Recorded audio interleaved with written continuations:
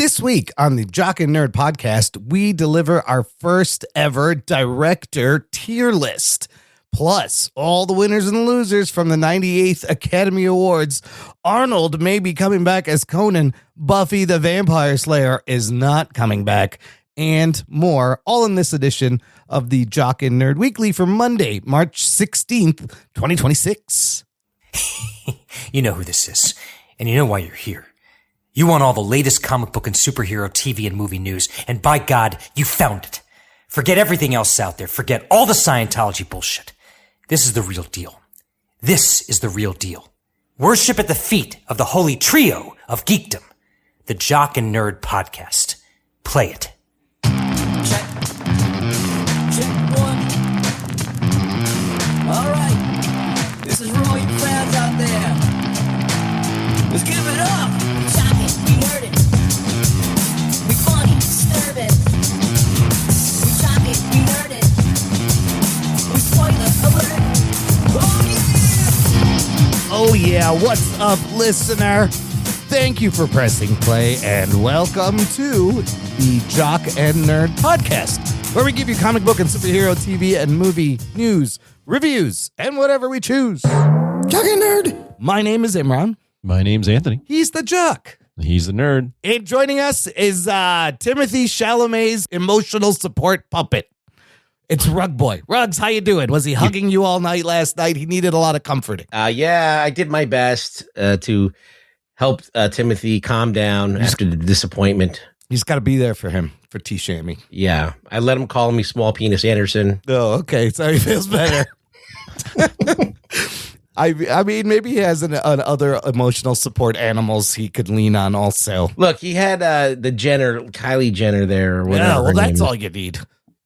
So, you know, he was fine. He wasn't at In-N-Out afterwards like some other people. Anyways, look, speaking of that, let's get into some Oscar news. Here we go. The Jock and Nerd Podcast. This seemed like a really long Oscar season, and it's finally over as 98th Academy Awards went off. Conan O'Brien hosting again, second year in a row. Let's just, if you didn't watch, you didn't see anything, I'm going to catch you up real quick. Big winners, and by the numbers here, one battle after another comes out as kind of the big winner. 13 nominations, 6 wins. Takes home Best Picture, Best Director, Best Adapted Screenplay, Best Casting, new category, Best Film Editing, and then a Best Supporting Actor for Sean Penn, who was a no-show. Sinners coming in second as the kind of the big winner. 16 record-setting 16 nominations, only takes home 4. Best Actor for Michael B. Jordan, Best Original Score, Best Original Screenplay, Best Cinematography. And then following that, other big winner, I think, would be Frankenstein. That's correct. 9 nominations, 3 wins. Taking home Best Makeup and Hairstyling, Best Costume Design, Best Production Design. This one's great. K-Pop Demon Hunter's going 2 for 2. 2 nominations, winning both Best Animated Feature, Best Original Song for Golden. Sentimental Value had 9 nominations, only won Best International Feature Film. Hamnet with 8 nominations takes home the Best Actress for Jessie Buckley, as expected. F1's 4 nominations, gets it 1 award, Best Sound. After Fire and Ash wins Best Visual Effects, and Weapons 1 for 1. Amy Madigan winning Best Supporting Actress. The biggest losers here, Marty Supreme, 0 for 9. Oh, shit. Doesn't get anything. Train Dreams also doesn't get anything with 5 nominations. Begonia, Secret Agent, each with 4, gets nothing. And really, big winner, Warner Brothers, taking home 11 Oscars. Netflix, right behind them, with 7 Oscars. Anthony, did you watch this? I watched the whole thing. Holy shit, you watched the whole thing. It's Anthony Lanthimos. Yorgos Lanthimos. Yorgos Lanthimos. Yeah, in you the got to house. get it through the Yorgos in there. Ruggs, did you watch any part of this? What'd you do? I watched bits and pieces. All right, well, Anthony, let's just start with the results here. What?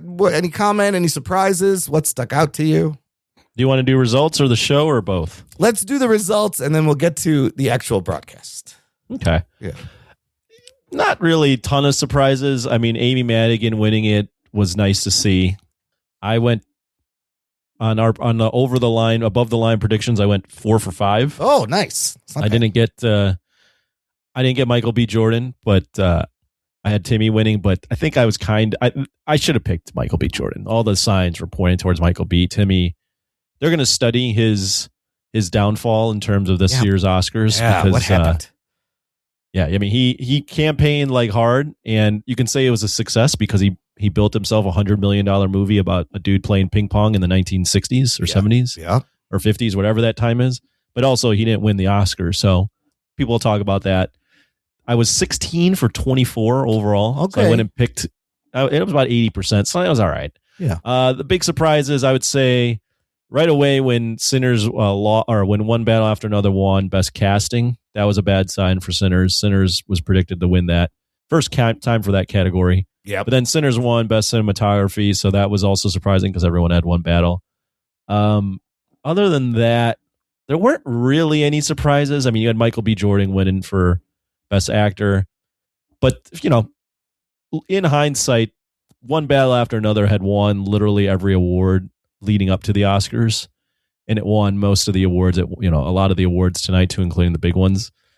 One Battle After Another was just, it had the PTA storyline of him being nominated 14 times, never winning an Oscar until tonight.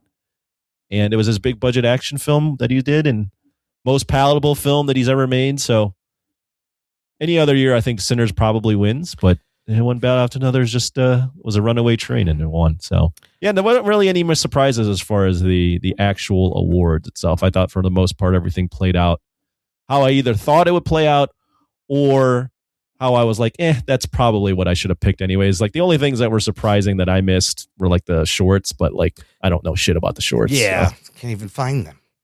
Yeah. I'll say when Michael B. Jordan won, upsetting Tim Chalamet, for a second I was like, oh, could Sinners take Best Picture? I did have that thought cross my mind. Yeah. But One Battle had already won editing, and then it wins Best Director. Yeah, the director was always probably going to go to PTA. Yeah. But it could have split. I think, at the end of the day, I think One Battle is a very deserving winner. I wasn't mad about it. There's a small part of me that thinks about perhaps like in 10 years, because there's the Oscars and the result now, how everyone feels about the movie now. Yeah. And then there's how people think about that year's Oscars, 5, 10, 15, 20 years later. Right. And I do think there's a small chance that people look back and go like, why didn't Sinners win that year? Sinners was that year's movie. Similar to like, I don't think anyone's going to talk about Sinners in like 5 or 10 years. Really? No. Why do you say that? I mean, because at the end of the day, it's like it's a vampire film. And like and it's derivative of other films. So I feel though like it was a big cultural moment, like Black Panther. Like no one talks about that movie either. That's a good point. Ryan Coogler though has given us two big cultural moment movies. I think that the movies that resonate, it may resonate with us with a group of people. Yeah, but I don't think it's going to be like talked about as like the genre defining thing. I just don't like. I don't see it. I think it's a great movie. I think it's good, but I just don't. I think it's a little bit oversold as this like cultural thing because it's got that around it. I feel like that people think it's way more important than it is. But like, as I said, it's got a lot of good things going for it that make it seem like it's great. It's got like palatable stuff. It's got music. It's got dancing. It's got this montage with different music genres. So it's got all these things that are like fun, but I don't know. Like people like look back at some of that stuff as gimmicky later on. Sure. Like we'll and then like the movies that kind of just have like the meat to it. Yeah. Usually last longer. So were you surprised by any of these results, Ruggs? I'm surprised that I am surprised that One Battle won. Really? I thought that like the hype was going for Sinners for 100%. Yeah. But I'm glad that they split it up. At least they kind of spread the stuff around. Yeah, everybody got like a little moment for the most part. Yep. I mean, the ones that really deserved it, like One Battle and Sinners, and who the other ones that that stood up, they all had somebody representing them, except for Timmy Chalamet in his movie. Well, this is my question. If you're Timmy Chalamet, what the fuck do you have to do now to get this done? There's 4 nominations, no wins. Do you now, Michael B. Jordan was very humble and gracious, and you could just tell that everybody that works with Coogler loves everybody else. They support each other. They're all very sincere and humble. Do you think T. Shammy has learned? Maybe I should shut my mouth. I feel like, he stepped on his own dick big time. He should have won that one. That was for him to win because he carried the whole entire movie on his back. How is he going to do There another? was nothing really of interest in that movie. Like, as I think I said this before, who wants to go see a movie about fucking ping pong? Yeah. Nobody. Yeah. No. So for him to be able to find a script and a director and make that interesting and make that plight interesting, make that character interesting, that's a lot of heavy lifting that Sinners doesn't have to do because it's got vampires in it. And it's got that whole historical thing to it. That's like everybody's interested in politically, right? Yeah. So you got something that no one's interested in and you make it interesting. Which one's got the harder job, right? But now he's got to make a whole nother movie just like that again. Well, there's a couple things when you look at it. Like I mentioned earlier, his campaigning, I think, turned some people off. Yeah. I don't think it was unsuccessful because, again, he made Marty Supreme $100 million movie, and that was one of the last things he needed to do to cement himself as a standalone movie star outside of a franchise, right? Like A Complete Unknown and Dune. Those are more built-in audience type stuff. Right. So he in that way, he was a success. I also think, listen, the Oscars, especially when it comes to male actors, are typically they make you wait. They're going to make them work for it. Yeah. They make you wait. They, for whatever reason, they award younger women, but they don't like to award young men. Michael B. Jordan, though, first nomination, win 1 for 1. He's also 39 years old. And there's a difference. The way Michael B. Jordan carries himself is the way how old Hollywood likes actors. He comes off, he's very, people don't know a lot about him. Yeah. He comes off like a movie star. Yeah. Whereas Timothy Chalamet has his own, he's Gen Z. I don't know what you call him actually, but he's his own thing. Yeah. He's also playing a character. This is something that as I've gone down the rabbit hole, he's also playing a character in Marty Supreme. Right. That is also unlikable. Yes. So while I think the movie's great, it was one of my top 3 movies of the year. Yeah. I'm sure there's a large segment of the voting members of the Academy that were like, this movie is too, I hate this movie. It's too frenetic. Yeah. It's about a character we don't like. It's a movie that's almost kind of too cool for the Oscars. Yeah. So it's there's a lot of things there. I mean, I was going to list off too, the only actors to win out of 98 years, there's only been 3 actors to win at the age of 30 or less. Adrian Brody in The Pianist, 2002. Yeah. Richard Dreyfuss in Goodbye Girl, 1977. Oh. And Marlon Brando on The Waterfront, 1954. It just doesn't happen very often that people win that young. Yeah. So they'll make him wait. Yeah. No, they're going to make him wait. They're give it making to him him wait for some shitty movie that he does. I know. That's what's going to happen. That's what it'll happen. Yeah. It might happen in 15 years for a different movie that isn't as good. I mean, like I said last week, Al Pacino won his first Best Actor award in 1991 for Scent of a Woman. Yeah. Right. Yeah. That's not even no one thinks of that movie as his best movie. Some other fun stuff. The best cinematography for Sinners went to Autumn Durald Archipod, the first woman and person of color to win this award ever. That's an upset too. Yeah, and that was an upset, and that was great. And then there was a tie. I did not know you could have a tie for best live action short, and that was hilarious because Kumail is up there, and I thought it was a bit. I know. I thought he was doing a bit, and he's like, everybody calm down. It's a tie. I'm going to say one name, and then I'm going to say the other name. Just relax. I was like, what the fuck? But apparently there have been 7 ties in these. I didn't know it was possible until I saw that. Yeah. Right. Last time was 2013. Oh, Jesus. And that's going to, if you're picking categories and predicting, that's going to fuck your whole bracket up right there. Because I didn't think that was nobody expected that. No. Sean Penn not showing up was kind of great too. because he just hasn't showed up. The only time he showed up was at the Golden Globes, and they caught him on camera smoking inside. Do you know where he was? He just is not he's not a big. He hates this whole thing. Yeah, he hates the whole pomp and and he's gonna get made fun of, and he's like, I don't need this shit. But if you look it up, he was in fucking Ukraine hanging out with Zelensky. That's why he wasn't there. Well, That's a good alibi. Yeah. The hilarious thing about this is that's now his third Oscar. Yeah. And people were saying, well, Timmy Chalamet did like everything he could to try to win an Oscar. And Sean Right. Penn was literally like, I don't give a fuck about this and want an Oscar. He So hasn't done the lesson there is maybe if you just don't care, you'll win it. don't care and just keep your mouth shut. And I don't know. Yeah. And maybe a little humbleness would help too. I mean, here's the thing about we're on the Timmy thing again. I think he should have won. But I wasn't mad about the Michael B. Jordan win. Like, I didn't think it was an undeserving win, but yeah, I would have definitely picked Timmy to win that one.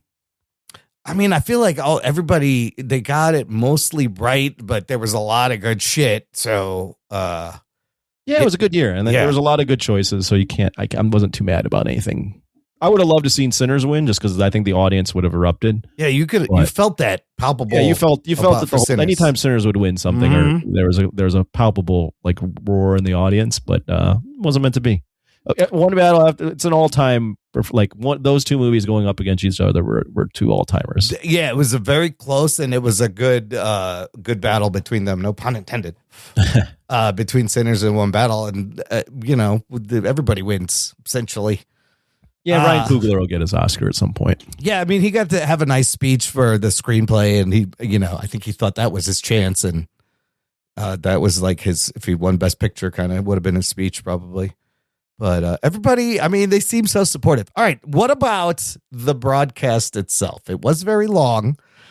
It was a little sloppy production-wise. Oh, they played some people off, like They really were quickly. cutting people off. They were killing the K-pop people. Yes, and they were freaking out to do.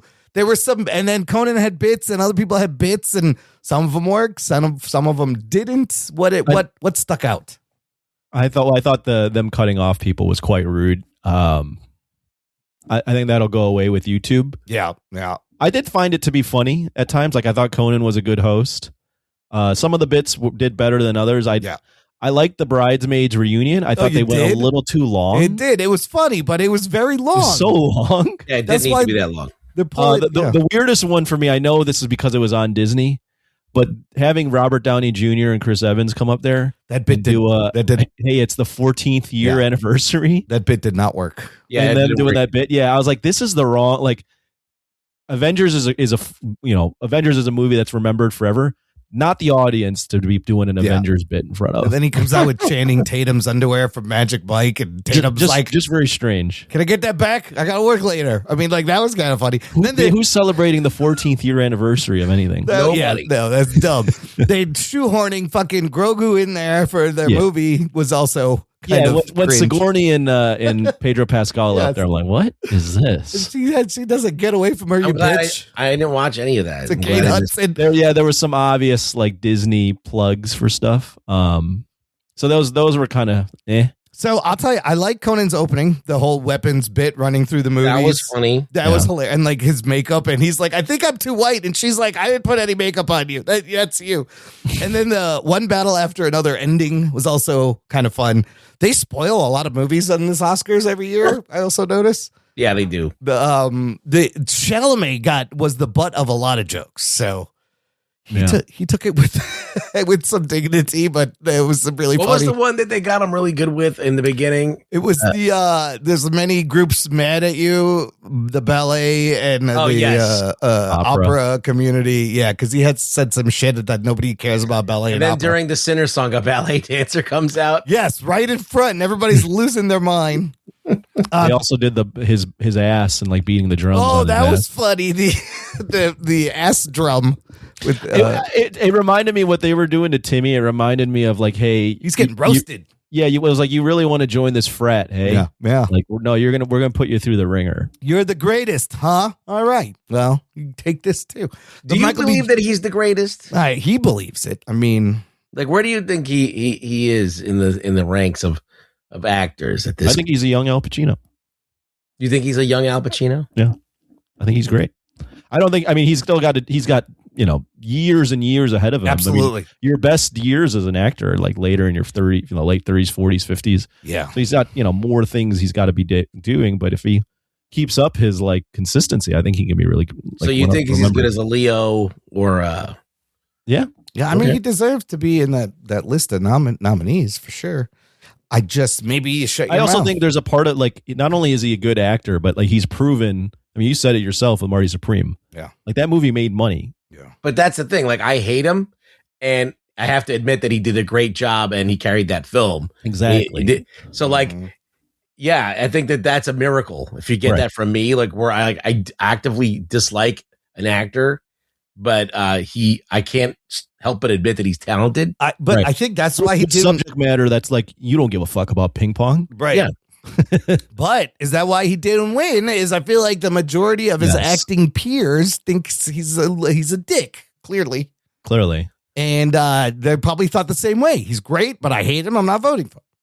Yeah, I don't know. that's. I mean, this loss will be. People will do. There'll be YouTube fine. videos and all sorts of stuff. He's gonna be fine though. He's got a full career ahead of him. Like, yeah, he's smashing Kylie Jenner or Kendall Jenner, whatever Jenner that is. He's fine. Don't worry, he's fine. He's fucking fine. I like the Michael B. Jordan seat fillers gag was kind of funny. I'll admit that the show is long. It is 3.5. I mean, there were times where I was locked in on my phone just looking at something else. Oh, yeah. I do think it's a little strange that they only let 2 songs perform. So normally they do all 5 songs. They got nominated for original song, but they only did 2. I was like, this is very obvious that you consider these 2 the best songs of the 5. Yeah. I did like how when they did the score, they had the orchestra play bits of the score live. Yeah. That was great. The Sinners performance was fantastic. Golden was great too. They always kill at those songs. But to recreate the scene from Sinners on stage like they did, I thought it was very cool. Buddy Guy was there. There was tons of musicians, blues guitarist musicians on stage with him, and Miles Catton there singing the song himself. Was very good. That was great. Yeah, it was good. I think they could probably do all. I think once they get on YouTube, they'll have more. I think there's a lot of constraints with ABC, and I think they'll have a little bit more freedom to do like all. You think 5 they're moving songs. to YouTube, or they are? No, they are. They are. 2029. In 2 years. Yeah. There was so he had a gag about that. The Oscars moving to YouTube, and basically he kept getting interrupted by a commercial, an ad with Jane Lynch, which was kind of funny. But there was clearly a point. This show was so sloppy. The audio, the microphone, some of the camera work. I don't know what the fuck was going on. There was clearly a point before all the big awards were going to be given that they were like, we need to fucking speed this up. And they flew through the major awards at the end of the show. Yeah. Well, they don't need to do. I think they don't need to do a bit with every presenter. No. And the like in memoriam the was Channing Tatum little thing with Will Arnett, and then you didn't need all these bits. Yeah, I'd rather see like they did these extended in memoriams that were like all separate for like Carl Reiner, right? And they should have just thrown them all into the regular in memoriam and just had like a little extra a couple of their scenes, and like remembering them, because usually they just flash a picture, yeah. But then the big people they show some of their work. Well, you have like a moment for applause. There were so many big deaths this year. Like I thought it was appropriate for them to highlight Rob Reiner with Billy Crystal, highlight Diane Keaton, and then Barbara Streisand talking about Bob Redford was good, but she's so old. Bob Redford. Bob Redford. Well, she was calling him Bob. Oh, okay. But then when she started singing, it was a little. I was like, oh, Babs. I don't know. It sounded like maybe her mic was fucked up or something. Dude, I don't understand why the production is so sloppy, because there are times when this show is nominated for Emmys, but this was like they weren't paying attention. I don't know what the fuck was going on. Because Conan even goes, retracting a microphone from someone in the middle of his talking is hilarious. Like he brought that up live. I mean, here, my only thing, I get when like people go ramble, but like when they were cutting off some of these people, it was like an extra like 20 seconds. Yeah, like, just let the fucking people, especially the people that are getting up there that are winning for like song or like short. Yeah, like these people will never ever get up on stage like that ever again. Like the people that are watching the Oscars just are like into it. So just let them watch. Let these people have their moment. I thought it was really rude when they were cutting off some of these people. Because you could cut the bits down and let the fucking people finish. Cut the fucking. You don't need a bit every time. Yeah. I did enjoy. I've never seen The Devil Wears Prada, but I did enjoy looking at Anne Hathaway and talking about doing her bit. So there you go. Yeah, there was that. If the bits were with more women, I would have been okay with it. Maybe that's the thing I like. But I like that Sterling K. Brown, the Casablanca bit about Netflix and like how you got to reiterate your plot. Like that was pretty funny too. But overall, it was not too many surprises, but good wins, some good speeches. Yeah, I thought it was good. I mean, Oscar season was way too long. This year. Long. Going into March, the show was long. Just cut down on the bits, speed it up a little bit. We don't need to go into March. I was disappointed nobody got slapped. That should be part of every year because that's always the best part of the show is the slapping. Some people were like, Michael B. Jordan was the first African-American actor to win in like a decade. And then people were like, oh, wait, Will Smith won that year. Yes. Just no one remembers he won because he slapped a motherfucker. Yeah, that's right. I think he's like the 7th black man to win. Is he? Yeah. Well, yeah, it was cool. I'm already looking at awards expert for 2027 Best Picture. Oh, shit. Predictions right now. Do you guys want to hear them? What are some of these movies? So for next year, I'm ranking these in the order based on what the fans are predicting right now. Okay. So because we got to already start looking at next year. Yeah. Number 1, The Odyssey. Okay. Which is the Nolan film. Yeah. 2, Digger. Inarritu with Tom Cruise. Oh, interesting. 3 is Wild Horse. 9 is Martin McDonagh's film. I think he did Banshees of Inisherin. 4, Dune Part 3. Oh. 5, I think we're going to review this movie. Project Hail Mary. Yeah. 6 is Fjord. I don't know what that is. Fjord. 7 is Disclosure Day. Oh, shit. Okay. 8 is the Jesse Eisenberg musical comedy that doesn't have a name. 9 is The Social Reckoning, and 10 is Michael. Whoa. So you could have fucking Spielberg up against Nolan, up against Inarritu. Up against Villeneuve. That's going to be crazy. Up against David Fincher. Fincher, yeah. Oh, no, that's not Fincher. That's fucking hell. What's this guy's name? The guy that Sorkin. Oh, Aaron Sorkin. Fincher's doing the Tarantino sequel. Yeah, Fincher's doing the Tarantino sequel. But yeah, next year is already shaping up to be quite a big year with some big. I'm already looking at 2027. Fucking hell! Just put it back in February though. It's so long. It's fucking. Yeah, it's too long. March. All right. Well, listener, let us know did you watch the Oscars? Do you like the results? Join this conversation. You can join our Facebook group. It's called Jock and Nerd Nation. Jock and Nerd. There is a link in our episode description. It is a closed exclusive group just for you. But you can also follow us on the X and the IG, and there's videos of Rugs. There'll be more I'm working on. Rugs is working on. We're both working on. Well, you got to edit it and put all that shit in there. I got to put the captions. I got to make it nice. Yeah. But yes, Rug Boy video shorts are going to be a thing. Make it happen. All right. Just a couple other stories for the news here. A couple things happening and not happening that Rug Boy specifically is going to be interested in. First one is Schwarzenegger and Christopher McQuarrie are coming together to do a King Conan movie, to do Conan 4. Oh, shit. Is it 4? No, is it 4 or 3? So how many Conan movies are there? I think it's 3. Okay. They did like another Conan movie with Jason Momoa, but that's not part of it. That don't count. No. This will be for 20th Century Studios, and Schwarzenegger is going to reprise his role. The man is 80, Rugs. Is this actually, can you make this? Is it too late for him to do this? Yes, but Oh, shit. I think that it's baked into the story that he's an old man and he's about to die. And well, that could work. So I don't know what the story is per se, but I think that if he wants to make this movie, they got to get on this. They got to start production tomorrow. Yeah, yesterday even. Because the man is old, right? Yeah. I mean, he's still getting around. He's still walking around, but I don't know. Like, you guys got to get on this shit if you're going to make it. The article also mentions that he has talked to Jan Trachtenberg about returning to the Predator franchise. So Dutch is coming back. Fucking Conan's coming back. Someone made a good point that he kind of wasted his best years where he could make these comeback movies as governor of California.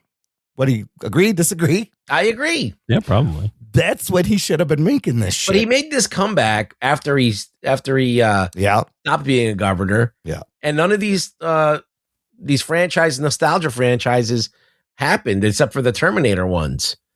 Right? Yeah. Because he did like a bunch of Terminator movies. Yeah. He did a couple of those.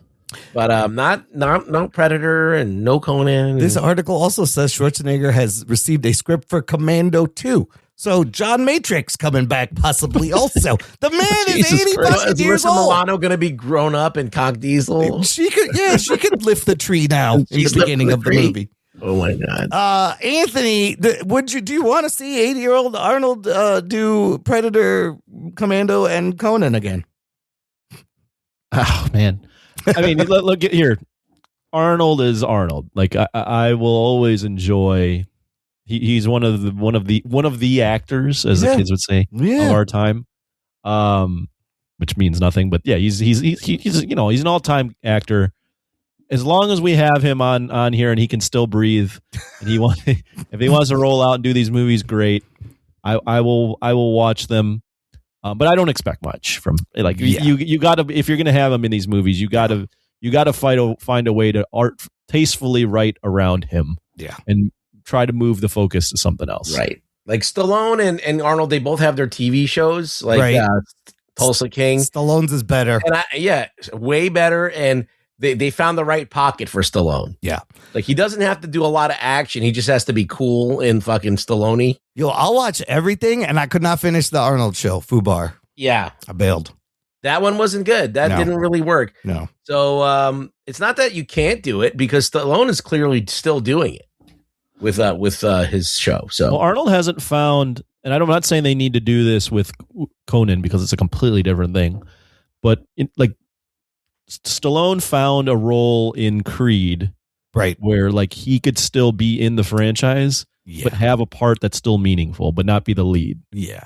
And Arnold, I mean, he's experimented with a lot of different films, but I don't think he's found any of his franchises where it's like been successful without him. Like he's gone and done the Terminator stuff, but everyone like watches those and goes, yeah, but like the movies before were way better. And like, Arnold he's just not the same guy.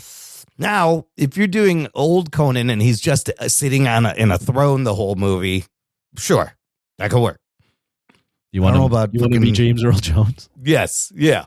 Because he's fucking 80. Just have him sit there and say cool shit. James Earl Jones. Yeah, I know. He'll take over. He's got no head. But if you're bringing back Dutch at 80 years old and John Matrix, I don't know about that. I am skeptical any of these are ever going to happen. But no, they're never gonna happen. I don't know if it's not gonna happen. But it's just something that they're talking about.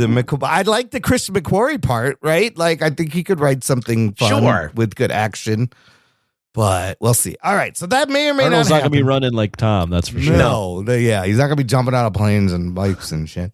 So that may or may not happen. Let's move on to this story. Something that is not happening is Sarah Michelle Gellar has jumped on with a video to announce the Buffy the Vampire Slayer reboot called Buffy New Sunnydale, that they filmed the pilot.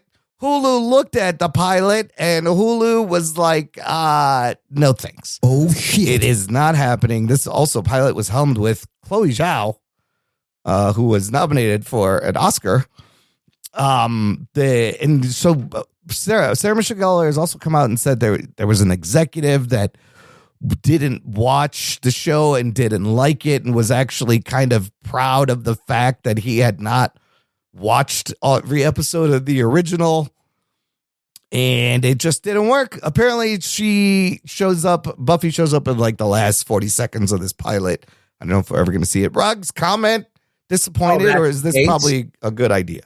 Oh, that's the case. Isn't she supposed to be the watcher in this show? It's about her daughter. Oh, what is it? Buffy's daughter. Well, look, I would love to see the show come back. I think it's had its run, but I always wanted to come back as an animated TV show. But, they could still do that. But I was sad to hear that they just didn't give it a chance. I was like, maybe it's Chloe Zhao because she doesn't handle genre stuff very well. Maybe. And maybe it didn't really jive, or maybe it didn't feel like the old show. And now when you give me this thing where there's a guy who just not a fan of the original, Yes. well, then if you don't, you got to get it to really Right. be a champion for it, right? So that's shitty. Yeah. But maybe someone else will pick it up. Who knows? Yeah, it sounds like it was an uphill battle from the start with that executive. They did say they're still interested in Buffy IP, but maybe you can shop it around. She said they told her right before going on stage at South by Southwest to debut Ready or Not 2. And like Chloe Zhao found out the weekend that she's nominated for an Oscar. So the timing is weird. But yeah, not happening. That's it. I don't know, Anthony. You don't care. I do not care. I've literally not watched 0 minutes of Buffy. Oh, you're just like that executive that was supposed to make the That's show. right. Oh, Anthony ruined Buffy. It's Anthony's fault. It's Anthony. I like Sarah Michelle Gellar back in the day, though. Yeah, she's still all right. And stuff she's been in. Oh, if you're talking about acting ability, I'm not talking about acting. Oh, I see. Well, Acting was mid, but everything else. All right. Well, that's it for the news segment, fellas. Let's take a break here. Going to play some promos, and we're going to come back and do something fun. We will be assembling a director tier list right after this. After these messages, we'll be right back. Hey there, everyone. Brian here, host of TV Trivia Pod. It's a trivia-style podcast focusing on TV and movies. Listen in for questions like, what's the name of Michael Scott's screenplay? What do you say to view the Marauders map? And what's everyone eating in the post-credit scene of Avengers? Play along to TV Trivia Pod anywhere you get podcasts. And stay tuned for more trivia. Have you ever been reading through a stack of comics and thought, maybe I should see what this Arkham Asylum game is all about? Or been playing Marvel vs. Capcom and felt like you were at a real disadvantage since you didn't know who half the characters were? Well, Play Comics is the show for you. I'm Chris, and each episode we take a look at video games based on comic properties and how well they stick to that source material. So whether you know the comics and want to know how all these games work, or you know the games and want to find out where all this craziness came from, go check out Play Comics at playcomics.com or wherever you find your favorite podcasts. Jock and Nerd. Listener, if you enjoy this show, this is a fantastic time to join our awesome Patreon fan club. Just visit jockandnerd.com/Patreon. Jock and Nerd. There's a link in the episode description, and you can support the show. You can give back on a monthly or annual basis. And for as little as $3 a month, listener, you get stuff like access to an exclusive podcast feed where the shows come out a little bit early. There's bonus audio. You can join us for our monthly Discord hangouts, virtual meetups. The next one is next week, March 26th, Thursday, March 26th. That is the next week. And other fun stuff on the different tiers on the Patreon page. Love to have you as a supporter. Get over there, click it, sign up today.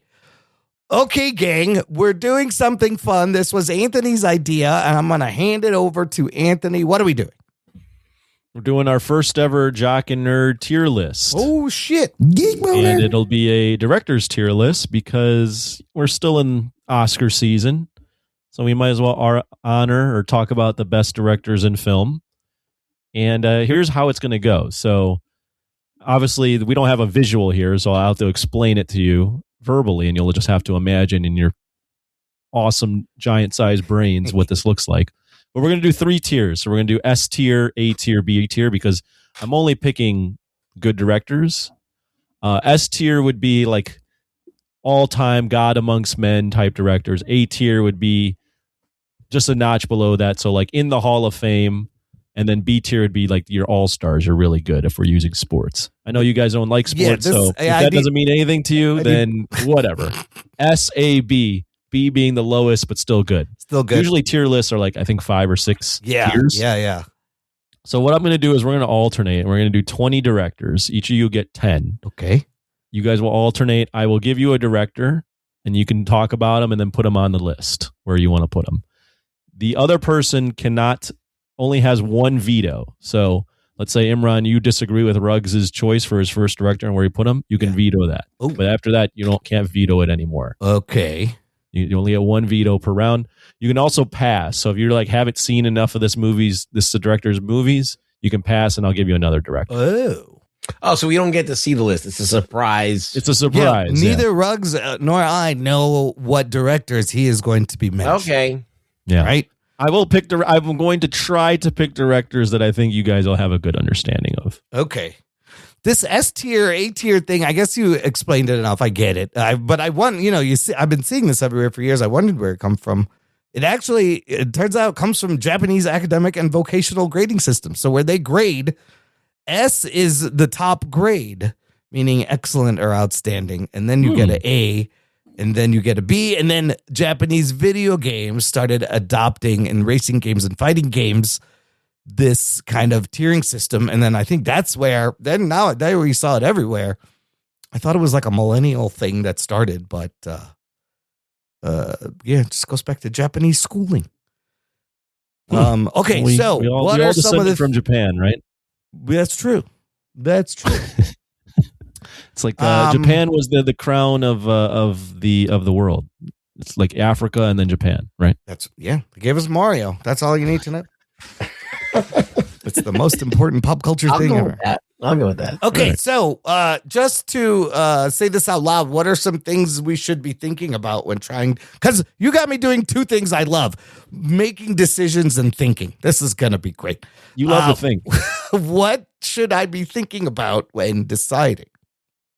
I mean, this is all personal preference, right? So there are there could be wrong answers, but I would think about their best movies. I would think about their peak. I would think about their stretch, like how long they've been doing it.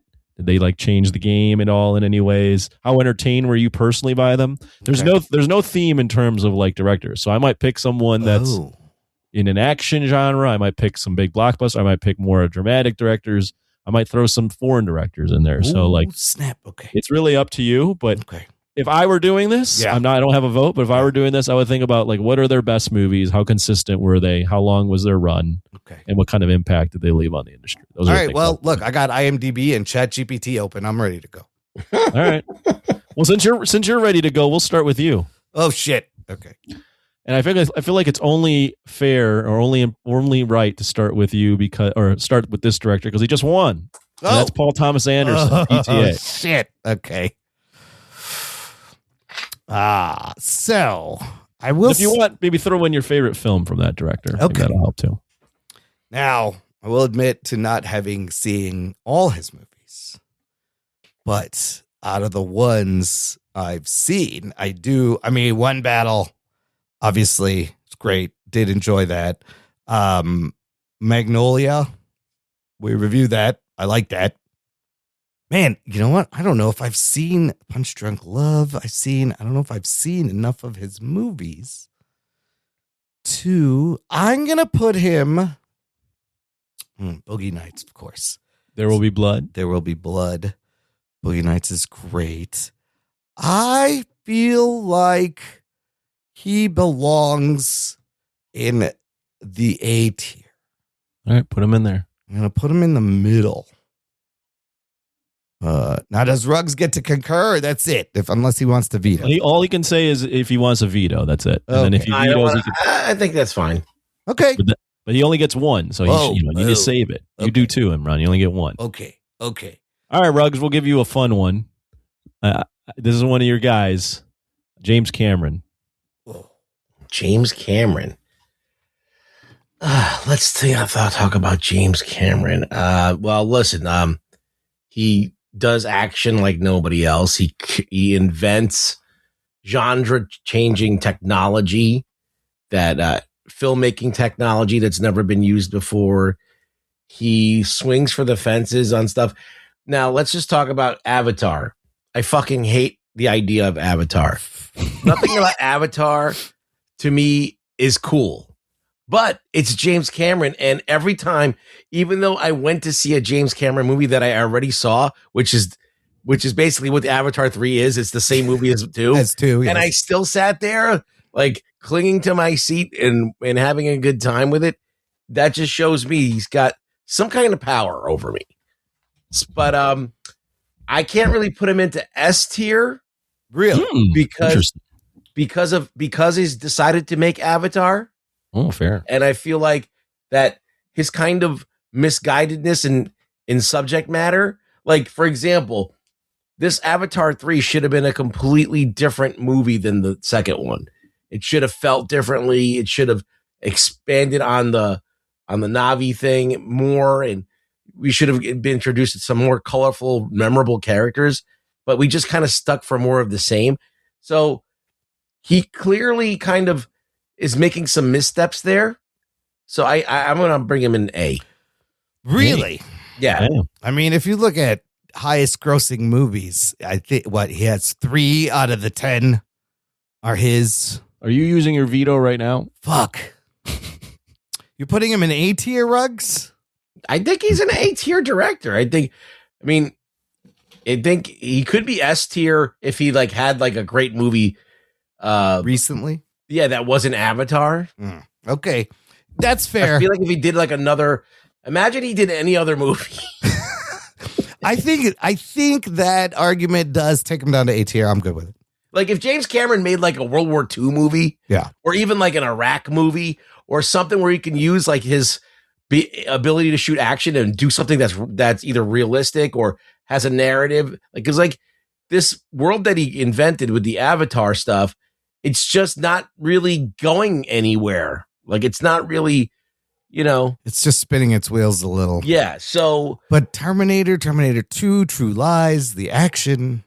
well, Terminator is his thing that he created, right? Yeah. And he was able to bring aliens to another level. Yeah. And he works with Arnold very well. And he's able to do that thing where he does some comedy and some action and all that. He's got a lot of tools, right? But Yeah.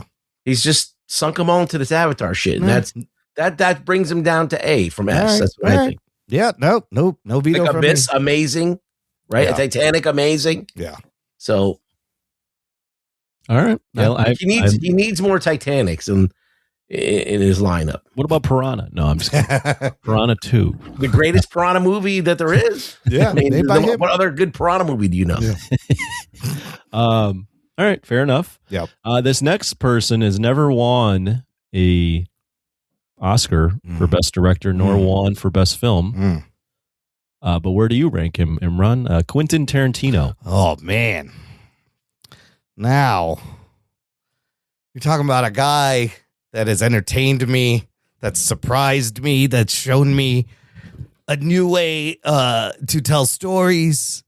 Like the first time I saw Pulp Fiction, just the whole idea of it being out of order and tying in all wacky was so fresh and so new. And I feel like a lot of these guys, this is probably going to come up a lot. I love their early work more than their later work. So, fuck. But then where does that put him? I mean, overall, has he really missed? Let me think. Oh, shit. Think about this sheer catalog. How many movies of his do you like and would you watch again? So, I mean, and he's said that thing about I want to make 10 movies, and he's on 9. And again, the early stuff, Reservoir Dogs, Pulp Fiction, The Kill Bills, but Inglourious Basterds, Django, Hateful Eight, Once Upon a Time in Hollywood, I felt like he still kind of had his style. Shit. That's a lot of movies that are good. It's a lot of movies, and they're all. I'm surprised you're taking this long with this guy. You literally fillet this guy every chance you get. I do. You know what? Then let's do it. He will be our first S tier entry, unless someone has a problem with that. No, I don't really have a problem with it. Okay. I think 10 films that are good Yeah. and not one of them is terrible. Yeah. That's hard to do. And they're Like if you just think about it. Can you name somebody that has 10 great films? there's only a handful, 10 really enjoyable a couple films? people. Yeah. So All right. Well, speaking of 10 great films, this guy might have 10, but is he S tier, A tier, or B tier? Ruggs, Martin Scorsese. Oh, he's easily A tier. A tier, Easily. Scorsese's easily A tier. Absolutely. not S tier. S tier. Oh, Yeah. you're saying S tier. Okay. Yeah, Which would be the highest tier. The Yes. highest tier. I would Yeah. put him on the highest tier. All right, what are your favorite Martin Scorsese? Without I'm just well, talking. Goodfellas is number one. Let me just you got Taxi Driver, you got Raging Bull, you got Casino, you got The Departed, Wolf of Wall Street. There's so many. I mean, Mean Streets. You got, so he's just every movie he makes is fucking great. I mean, or not every movie is great, but I mean, most of them are at least. I mean, there's The Irishman and Killers of the Flower Moon. They were good movies, but they were really a little bit too long. But for the most part, he doesn't miss. Like he does what he does very well. Raging Bull. He directed the Michael Jackson Bad video, which I love. Of course. It's like a whole movie. It's fantastic. Wow, Imran, you're great. All right, S tier. Yeah, Another that's guy good. add on to the list. Do you have a problem with that, Imran? No. Imran, Get Gangs in New York. Oh my Yeah, God. I mean, there's tons. What else we got over there? After Hours. After Hours is great. I even love Shutter Island. I think it's a really good movie. Last Temptation of Christ. Yeah, Last Temptation of The King Christ. of Comedy. The Aviator. Yeah. So, There's a guy that he might have 10 movies that are fantastic. Like you're just saying. Wolf of Wall Street, there's 10. It's easily 10. okay. Yeah. All right, Imran, you're next. Okay. This one's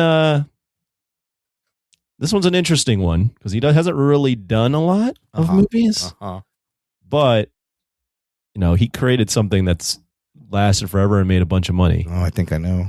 George Lucas. Oh, wait a minute. We're just talking about directing? Yes. Okay. If we're talking about directing, he's B tier. B tier. Okay. He's B tier. No credit for creating something. Look, that's a separate thing. I think it's a different talent. That's a completely different talent. There's no doubt that he is great at world building and creating this IP that has changed science fiction movies, has changed visual effects. That's a whole different thing. But if you watch the prequels where he's directing the motherfucking actors, there's wooden as shit. He does not care about the delivery and getting a certain kind of performance, I think. Now, here's the question. You got him at B tier. Yeah. Would you even have him on the list? No, I don't know. I feel like he might even go down. No, I would because the cultural impact of what he's done. American That's what I'm Graffiti. getting at. That first Yeah. movie that he and American Graffiti. American Graffiti is good. DHX not good. There's But yes, there's that one too. But that first Star Wars was very innovative. Yeah. And it started this whole space opera thing, this effects driven fantasy. It started this kind of like fantasy future thing that we didn't really have space fantasy. You can't just overlook that. We still feel the effects of it every day. I mean, he was taking a big risk making that movie, right? But then most people will say Empire is better, and that was not him directing. Yeah, he did not direct it.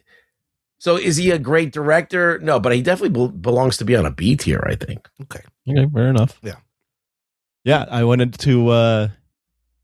George Lucas is an interesting one because you've got these guys that have this longevity, but then you have George Lucas who made one, and then it created this whole thing.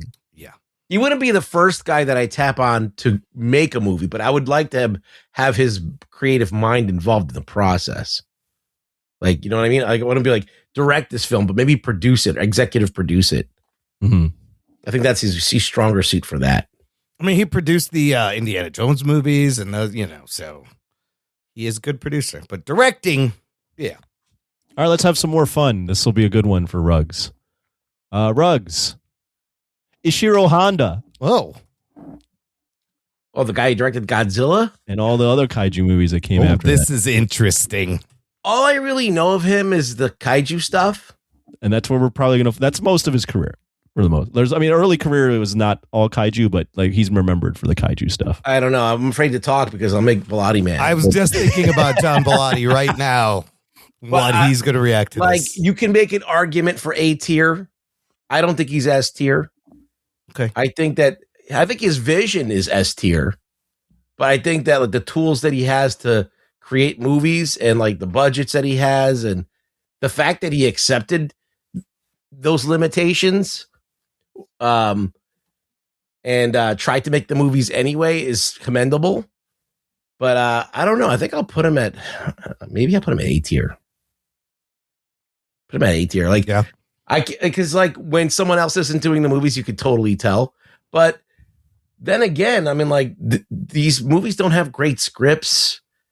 Some of the times they're messy, and yeah, it's just it's a mixed bag. He's got like the original Godzilla is great, and then some of those other ones are really good. Like, did he do Mothra too?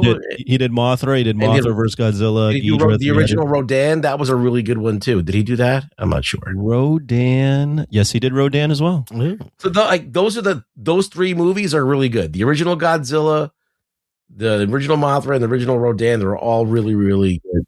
I haven't seen his other stuff other than like the one, the regular Godzilla versus movies, but I feel like I think he's A tier. I mean, he's directing man in suit monsters, right? Nobody else is doing that on this list. Well, yeah, he's an innovator. Yeah. Number one, Yeah. He took shit and like a shit sandwich and made it something that stood the test of time. You know what I mean? Like he has to deal with a man in suit and create all this stuff, these miniatures and like visible wires and shit. Yeah. But he had to invent all that stuff, or he had to improvise all that stuff and work with it and then make it work for him. So I think that's a talent, right? So absolutely. I don't think everybody can pull that off. Yeah. So kind of not obviously at all similar to George Lucas in that he did a little way bit. more. Yeah, a but little bit. Created something. Yep. Or was part of something that became something. And, he had to pump out a shit ton of films. If you look at his career, he was pumping out movies once or twice a year. God, now I feel bad putting George in B tier because it is kind of similar.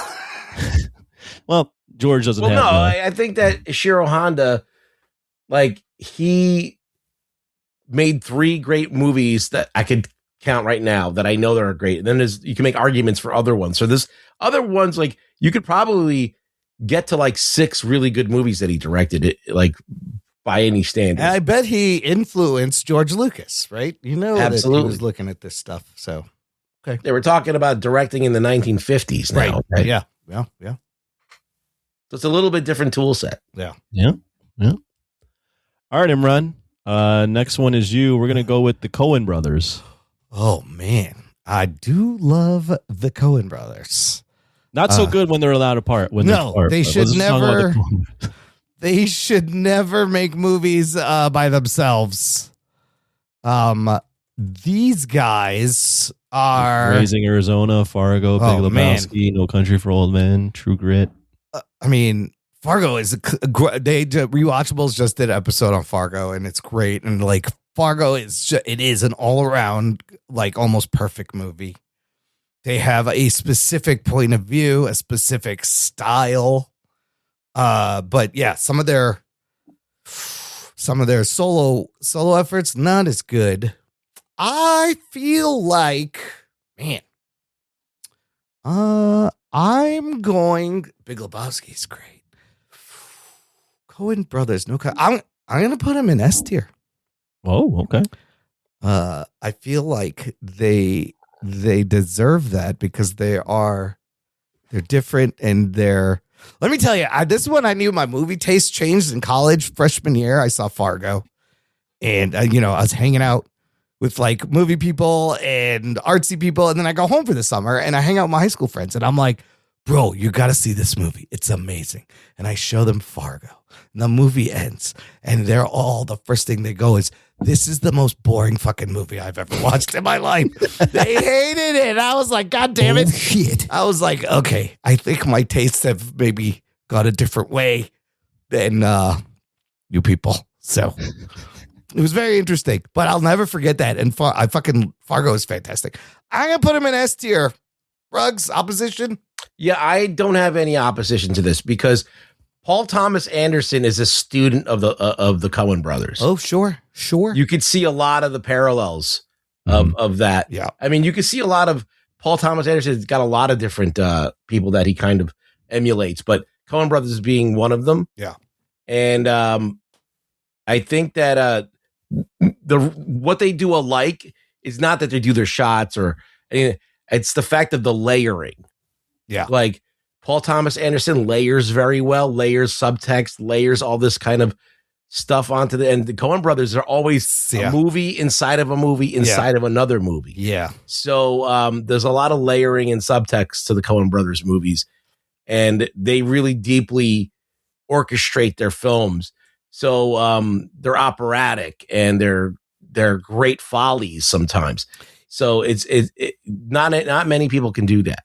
Just like the way they treat, like there's a bunch of things they do over and over again in their movies. The way they treat characters, there's always a sense of crime and danger. There's always like a kidnapping in every fucking movie. There's always a guy trying to undeservedly get something that and fucks up. There's always an uneasiness to the films. Yes. There's always a sense of like anything can fucking happen. Something just violence can come out of nowhere because they're quiet movies, but then they get violent real quickly. They did Miller's Crossing, right? Yes. Yeah. Remember that fucking movie? Yeah. Holy shit. Always put one in the head. Yeah. Then he's dead. Then we go home. But Barton Fink is weird, but yeah. So I love their vibe. Yeah. All right. We've got we're 7th way through, so 8th pick now. Rug Boy. This guy's done a couple different genres, but he seems to have very similar, also kind of uneasiness in his films. What about John Carpenter? Oh, John Carpenter. Oh, John Carpenter. Assault on Precinct 13, Halloween, Fog, Escape from New York, The Thing, Big Trouble in Little China. He's kind of a genius. They Live. They Live is fantastic. Yeah. I forgot about They Live. Yeah, he's got like at least five or six bangers on here. Like I don't know. I don't think. Fuck, that's hard. He's like, very visionary. Think about it. Like some of the best horror movies ever made. Yeah. Yeah. A great sci-fi dystopian movie with They Live. I mean, he's got all kinds of genres in here. Do you have like a favorite? I remember Halloween. We talked. I think The Thing is fucking great, and They Live is great. I love that. Assault on Precinct 13 is good. He's got a lot of great movies. But then he'll do like Big Trouble in Little China. And he does the music to them too. Oh, that's right. He does wacky comedy, and then I think he's kind of a genius though. Like The Fog. What else do we got? John Carpenter's Vampires is crazy. Did he do Christine too? He did Christine, Starman. Holy shit! Yeah, I would say that he's got really a lot of good movies. I feel like he's pretty influential too.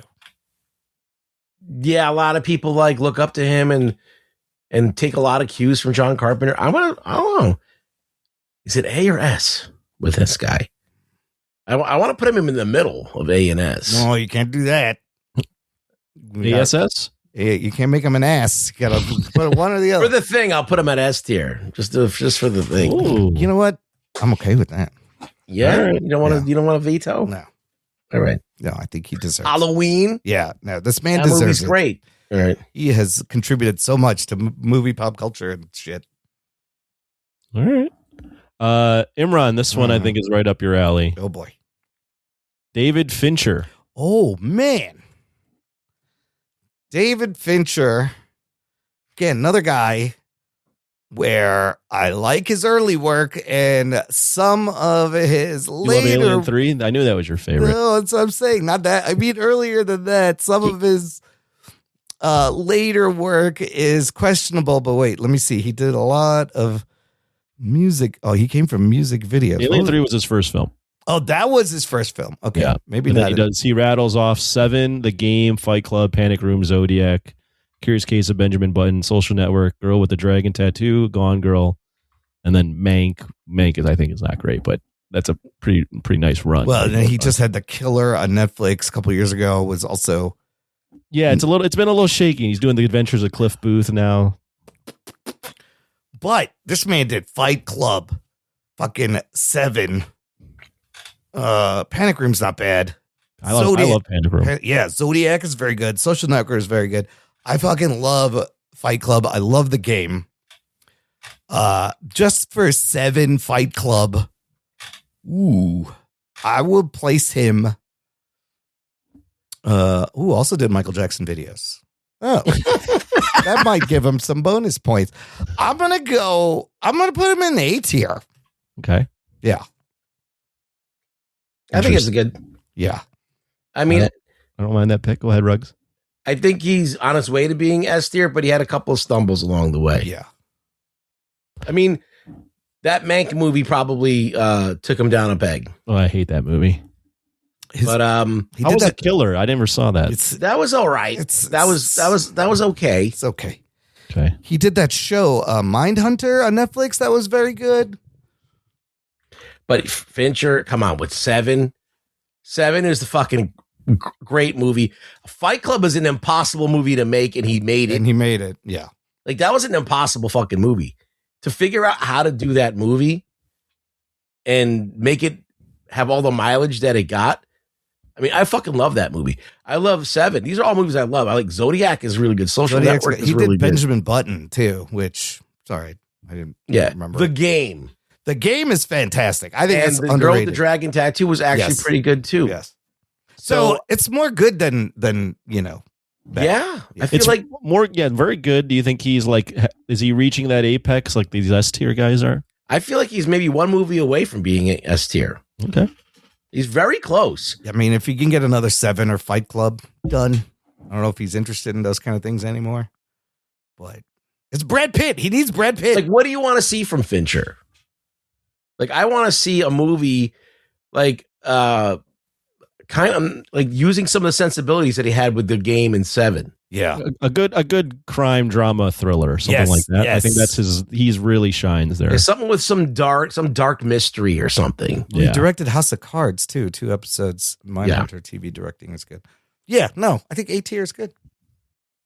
He's almost like a Scorsese. You can get up there if you wanted to. All right, let's see if this guy is S tier, A tier, or maybe B tier. I'm curious what Ruggs thinks of this one. He's releasing a movie next year. Ruggs went on a whole rant on how inaccurate the helmets were. Oh, boy. Christopher Nolan. Oh, shit. Christopher Nolan. I mean, he does. I mean, without just Tenet is his only bad movie. And there's some things to Tenet that has something. It's not like sure. It's not a complete trash fire, but like it's like his most unwatchable movie. Like I have no desire to ever watch that again. Where do you land on Interstellar? I think it's fucking genius. Okay, I think it's a good one. Some people hate on it, so I don't know what you thought. I feel like I have to watch it again, but I mean, I remember watching it and I was like, holy shit, this movie is fucking insane. This is a guy, when I saw Memento, his first movie, I was like, where did the fuck this guy came from? I've never seen anything like this. Do you deduct any points for him not landing the plane with the Dark Knight trilogy? Yes. That's another flaw there. Yeah. He kind of blew it at the end of that. Inception, great movie. Yeah. Prestige. I know you're a Prestige guy. I love the Prestige. Yeah, man, he's got a lot of good movies. We're talking how many good? 7 movies? Dunkirk. 7. Dunkirk's good. I like Dunkirk. 7, 8. Insomnia. You see Insomnia? Yeah, I saw Insomnia. That's good. Decent. Very good. That's at least 8 good movies. I would probably put him S tier. I would. I mean, the Odyssey might take him down. Like, it might be a complete failure, or it might be it depends on how it does. It's he's really on the cusp of S tier. Like he could go down as like the director of our time right now, like of the 2000s, right? If he fucking lands this Odyssey thing, but I really think that it's got a 50-50 shot.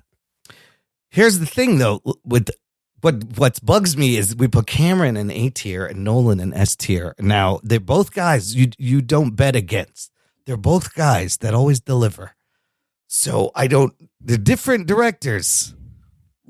But I think the argument against Cameron is the Avatar the Avatar. What would you call it? The he path he's squandered taking. the last 10 years, 15 years of his life.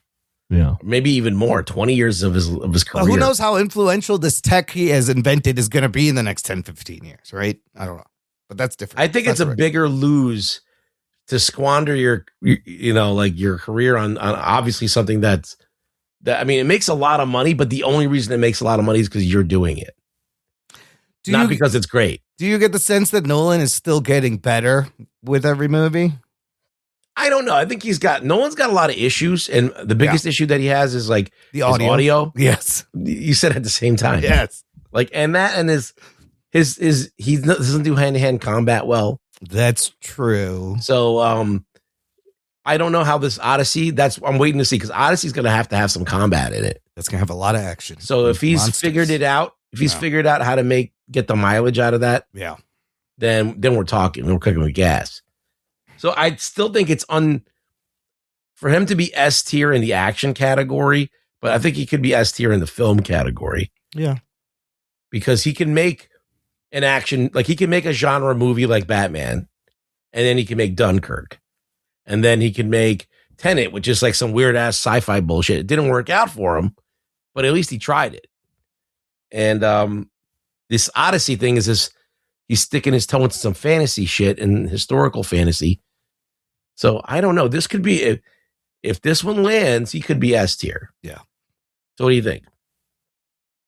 I think S tier is good. Yeah, I'm going to go with that. So S tier for Nolan. Okay. Yes. Got it. Yeah. All right. I just feel like if James Cameron could have been S tier, but if he didn't just waste 20 years on Avatar. Yeah, right? That's the only thing, but I think this tracks. Here's my argument for Nolan S tier. I think I don't disagree.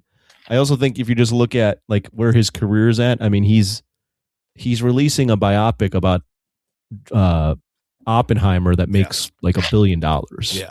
Like he's just, I know that money doesn't always equate to like greatness, but he's just, his greatness has transcended so well that people are just going out and flocking. Well, that's James Cameron level, like notoriety for your product. Product. Yeah, you could go because it's a Nolan movie. Everybody knows what that is, and they're gonna go see it. Yeah. All right, Imran. Ooh, my turn. We'll do a comic book guy. Whoa. Sam Raimi. I knew you were gonna get it. Shit. Oh, I kind of led you astray there because he's not really a comic book guy, but he also is a comic book. Sam Raimi giving us another great perspective, point of view. Starting with the Evil Dead's and the Army of Darkness and like Darkman, you get this camp, you get this first person POV shots that are great. You get Bruce Campbell not taking himself seriously. The other, of course, you got the 3 Spider-Man movies. They're all great. Even the third one. Fuck off. I will say I love all those. But then he does things like A Simple Plan or The Quick and the Dead and The Gift. So, and then he does, you know what? I like Doctor Strange Multiverse of Madness, despite what people say about it. I thought it was fun and it had Sam Raimi over it. And I hear Send Help is a return to form. So what is that? 1, 2, 3, 4, 5, 6. Shit. I think I'm going to put Raimi in the A tier. No arguments for me. I think that's the perfect place for him. Wow. Sam Raimi is probably one of the most visionary and talented directors in any list. It's just that for some reason he doesn't have for some reason the trust to do whatever he wants. Like he made that like Oz movie that wasn't that great. Yeah, Oz the Great and Powerful. But he's very visionary. I think he's got to find his niche. So I haven't seen Drag Me to Hell or Send Help, but I hear from Drag Me to Hell was a pretty wacky movie. I think the horror fans do like those movies. So he's good at it. He gets you the scares in Drag Me to Hell are legit. They're hilariously bad, but they also work because he's really good at jump scares. So he's really like good at the shift in tone, right? Evil Dead 2 is like mostly a horror, straight horror, but it has that bit with his possessed hand, which is just so fucking funny. And Bruce Campbell kills it. And then he goes to Army of Darkness and he's like, we're going to make this full fucking dark comedy camp over the top shit. And it's I love like Army of Darkness. It's the best one out of the it's Evil great. Deads. Yeah. It's great. No, Evil Dead 2 is great. Darkman's great too. Darkman's fucking amazing. Yeah. Simple Plan's good. Yeah. I heard that Send Help was very good too. Yeah. So A tier. yeah, he's A tier for sure. All right. Ruggs. This is a man that has, we talked about a couple weeks ago, even more than a couple weeks ago, how old he was. And the guy's still making movies, but has his quality of his movies brought him down this list. And that is Sir Ridley Scott. Oh, I knew you were going there. This is going to be interesting. This is going to be. Nearly 50-year career here. Yeah. Starting from 1977 with The Duelists to 2023. Is this a case of releasing too many things when you're old and they're not good anymore? Well, let's just talk about this quickly. Yeah, I want to hear your thoughts. The pedigree of Ridley Scott's always going to be a director I like because he's done so many things that stand the test of time. Blade Runner is still a thing. Like Blade Runner is still like the center pin for cyberpunk. Like it's still prescient. It's still like predicting the future. Yeah. Alien. Yeah. Still has mysteries that need to be told. That movie still fucks 40 years later. Yes. It still gets people wound up and it's still like has a lot of lore to be explored and all that stuff. The Martian's an all-timer. Like you want to feel like that elation of a man fucking setting out to do something and doing it against all odds. That is like, there's no better movie than that one for that purpose. Gladiator, an all-time classic of heroics. You got American Gangster. Yep. You have Hannibal. Thelma and Louise. You got Thelma and Louise. You got Legend. You got Duelists. But then you have... But you have Black Rain. Black Rain. Yeah, it's very good. You got G.I. Jane. Black Hawk Down. Kingdom of Heaven. But then you have Napoleon. You have House of Gucci. Napoleon wasn't bad. Okay. I don't think Napoleon was a terrible movie. I think it wasn't great, but I don't think it was I thought it was a very interesting movie, and I think Joaquin Phoenix was cool in it. Here's the biggest two bombs, though. You have Alien Covenant and Exodus, Gods and Kings. Exodus, Gods and Kings, and House of Gucci are probably his two worst movies, I would say. Yeah. You could argue about the Alien movies. I like Prometheus. Yeah. Covenant, I don't like that much. Not that much, but I did like Prometheus. I don't love it, but I think it was okay. What about his Robin I like Hood? some of the things in there. I mean, there's a lot of stupidity going on in that movie too, but like, yeah, sometimes he misses pretty bad. He's old. He's fucking 80 years old. Yeah. How, I mean, you get what you get, like with an 80-year-old guy, but I mean, he's still swinging for it. Okay. So just on all the movies that I've named, I think that's at least 8 movies. Yeah. I said he's definitely an A tier for sure. He's an A tier director. Okay. You could even make an argument for him to be S tier, but I'm going to put him in A tier. Just because he's got a lot of misses too. Yeah. He's like, yeah, I can name a shitload of like Robin Hood. No one like that movie. There's so many bad movies. You talked me into A tier because I was thinking fucking B tier. Nah, he's definitely A tier. Okay. For sure. Yeah. All right. No, I like the thinking out loud on this. That's the point of this is you guys debating with yourself who belongs where. So this is good. Imran, this man's still in his career. Yeah. Still relatively young, but just for funsies, we'll throw him on here and see what you think. He was nominated for Best Director this year. That's Ryan Coogler. Oh man. Has he made enough movies? Fruitvale, the Black Panther movies, Creed, Sinners. Fuck. Here's the thing. They're all very good movies. I think Creed's his best film. I think Sinners is his fucking masterpiece. He hasn't missed, but there's only 1, 2, 3, 4, 5 movies. 6. Judas and the Black Messiah. Did he do that? No, he didn't do Judas. Oh, he didn't do that. No. It's 5 movies. What is here in the directing credits? What's he working on next? Oh, he's doing X-Files reboot and Black Panther 3. Man. Look, him and Michael B. Jordan don't miss. And I think he is... Him and Michael B. Jordan are like Scorsese and Yeah. like De Niro or Yeah. like that. The pairing is just Or always Scorsese and doing it. DiCaprio. Yeah, Right. it's absolutely a great pairing. I know they're going to do more great movies. He's 5 for 5. I mean, that's got to put him in S tier. Oh, whoa. No? I don't. I mean, it's up to you. Wait. I'll veto that shit so fast.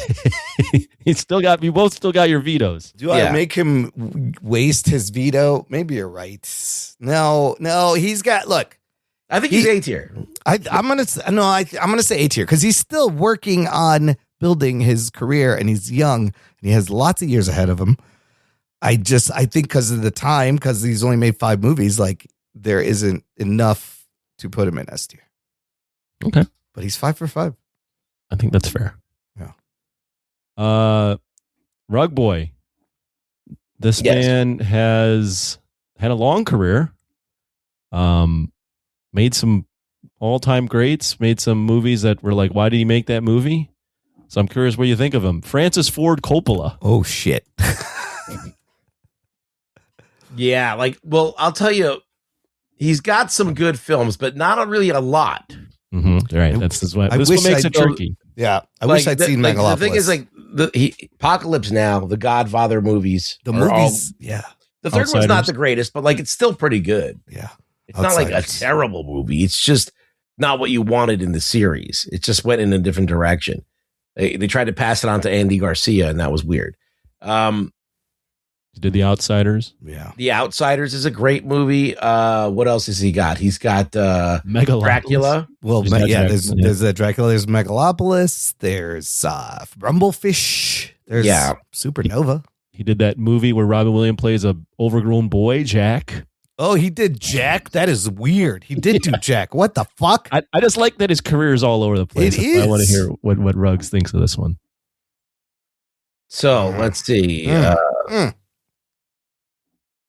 Did he direct Patton? No. So we got The Godfather, The Conversation. That's very good. And then we got Apocalypse Now, Outsiders, The Cotton Club. Remember that? No. It was a movie about a club that was in the I think during Jim Crow, I think something like that. Who's in that? I don't know. You look it up. Well, he did Peggy Sue Got Married. Peggy Sue Got Married. He also directed a Michael Jackson thing, the Captain EO movie at Epcot. That's terrible, by the way. Dude, Mike had tons of big and directors. then The Rainmaker. Did he do The Rainmaker? Yeah, he did. Yeah, I've never seen that. He did The Rainmaker. I thought it was fucking the other guy who did The Rainmaker. No, it's him. I thought it was Schumacher who did The Rainmaker for some reason. This is the real question. Does Apocalypse Now and The Godfather, that's really the ones that are going to put him anywhere. Is that enough? I think Apocalypse Now, Godfather 1 and 2. Yeah. And then you got Dracula. They're all like masterpieces, I believe, in my mind. But is that enough to get you to S tier? That's the question. I don't know. I don't know. I feel like, it's Coppola, but I don't think it is. I feel like that's why Martin Scorsese edges him out. Mm-hmm. And I'll put him at A tier. Ooh. I mean, The Godfather is one of the best movies ever made. Yeah. And Godfather 2 is even better than that. So Martin Sheen almost died making fucking Apocalypse Now. And that's right. And I love Dracula. Yeah. So he's got I would say maybe 5-6 really good movies. And the rest are just eh. The thing is, they're like huge movies. But is he S tier? No, I think A tier is. I think A tier is right. I think A tier seems right. I hate to say it, like that, but he needs to have more good movies. You can't just say even if you did people always talk about Citizen Kane being, but how many movies did that guy make? He didn't have a long list of movies that I know of. Or was that Orson Welles? Yeah. Oh, Orson Welles. Right. Yeah. But like the last few movies he's done, something called Twix, something called Tetro, Youth Without. I saw Tetro. Yeah. So these are they? It was any good? okay. Yeah. Okay. Yeah, I never saw Jack. Jack is a. It made me emotional as a kid. I don't know if it holds up. I still really want to see Megalopolis. I'm so curious as to what the fuck That movie's this. horrible, but Yes, I don't know what yet. the fuck is this? All right, everyone, we're gonna have fun with you. Oh boy. Completely different. Yeah. Short career in terms of directing, but big impact in his genre. John Hughes. Oh man. His directing is very good. It captured a generation and short career, but 16 Candles, The Breakfast Club, Weird Science, Ferris Bueller, Planes, Trains, and Automobiles, Uncle Buck, She's Having a Baby, Curly Sue, maybe the least, but that 1, 2, 3, 4, 5, 6 out of 8 these are all-time classics. These are movies that I know the lines to. These are movies that I grew up watching. And he directed the shit out of them. He captures the time. He captures the teen essence. He has his own voice. He has his own way of seeing things. But it's just like a handful of movies. But the impact. Yeah, the longevity isn't there. But the longevity of the movies is there. That's true. These are all still, they all mostly hold up. They're all classics. Shit. And within him, within his genre of comedy, he set the template. Yeah. Set the template. Ooh. How much credit do you give a director for the movies he produces? Do you think about that at all or no? That widens the net a lot. Yeah. I don't know if I do. I'm just throwing that out there. I'm just saying we're talking about directing, but he produced even more bangers than Home Alone. Yeah. Let's focus on the directing. It's 8 movies. Yeah. But sometimes, that's why some of these are long careers. Some are shorter. I'm going to say each one, these are like, they're just perfectly crafted, casted, written, wonderful 1980s comedies. I'm going to put them in S tier. Fuck it. Whoa. Really? With like 2 of his movies not being good? Like She's Having a Babies and Curly Sue? Just 2, but the other 6 are undeniable. Is 6 enough? I don't know. I'll let it slide, but I'm a little bit dubious on that. I was curious to see if I could force Ruggs to use his veto. But I'm gonna stand by it. I love me some John. I'll back up on it because I think it's like it's. I love me some 6 John movies. It's 6 movies. Well, it is 6 movies, but there's 6 all-time movies within their genre. Yes. Okay. I'm not making an argument for or against. I'm just pointing out. Well, I already made up my mind. So okay. Well, what you want. Here's another one. I think this one might be easy, but I just want to hear you talk about him. Ruggs, Steven Spielberg. Oh. Now this should be without even thinking about it, he's S tier. Yeah. Yes, because about him.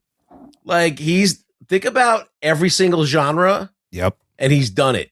And he's done bangers from like you want a World War II movie? Saving Private Ryan still ranks among the best World War II movies. You want a sci-fi movie about the future? Minority Report's there. You want an alien movie? You got Close Encounters. You want a horror? One of the biggest horror movies ever made, Jaws, is there. Yep. Aliens, E.T., Jurassic Park, Indiana Jones, of course. Yeah, and the list goes on. You got Munich. You got so many movies. I just watched The Fabelmans. That was a good movie.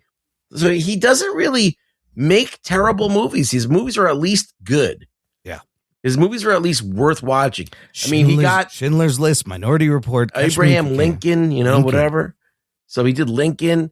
He's done a lot of shit and in every kind of genre, and he's pulled it off every single time. He even did Ready Player One, which was like a fun popcorn movie about using, that book was a hard one to translate too. West Side Story, a musical. He kills it. Nails it. So he is one of our geniuses. But are there any bombs, like maybe like a Tintin or War Horse? Did anybody see that? I saw that. That was good. It wasn't terrible. Yeah, I guess there's no bomb. Remember, he finished AI for Stanley Kubrick. Kubrick dies. AI was a little shaky, but like, you know what? Whatever. It's not terrible. I like The Terminal. The Terminal's fine. What's the other one? He did the Tom Cruise War of the Worlds. Oh, Hook is fantastic. Rufio. Tom Munich. Tom. So like he's working with, Tom Cruise, Tom Hanks, Harrison Ford, multiple times. Yeah, it's not even a question. It's like, this is an easy S tier fucking entry. Spielberg is like the multi-genre king. Now he's giving us Disclosure Day, going back to his space roots, Close and Encounters. We're all excited about this movie. Yeah. We're wondering what's it going to do. So he still got the ability to get people in the seats. I mean, you just said Anthony, he's got early buzz for Best Picture Oscar. That should tell you that alone. Yeah. No. We don't know if it's going to pan out, but I mean, I feel like wouldn't bet against him. Yeah. All right. Very good. Next, we'll go back to Imran. And I'm very curious what you think of this, because you've said, I think once or twice, that this man's movies are just a bunch of people walking around the whole time. Oh no, you're gonna give me. So I'm giving you Peter Jackson. Fuck. I want to hear what you think about Peter Jackson and where he belongs on this list. Look, they're walking around, but other things happen. I get it. Although I don't know why he had to make The Hobbit in 3 parts. But if you're talking the 3 Lord of the Rings, you're talking. I like King Kong a lot. I think it's a little too long, but it's Jack Black. Good. The Frighteners, is that the one with Michael J. Fox? Michael J. Fox, I love that movie. That's a great movie. Heavenly Creatures, I haven't seen. What was his first movie? Oh, he did this weird Meet the Feebles. I think Peter Jackson's interesting because he's taken IP and he's just done IP basically for most of his career. Yeah, but he's made it supposedly. A lot of people think it's great. He doesn't have that many though. Also, does he? No, he doesn't. He doesn't have a ton of movies that he's made. As a director, what is he working on? Oh, he's doing a Tintin Adventures of Tintin sequel. What the fuck? Oh, he did recently do all the Beatles documentaries, which are pretty good, but it's the Lord of the Rings, obviously. I will put him in the A tier.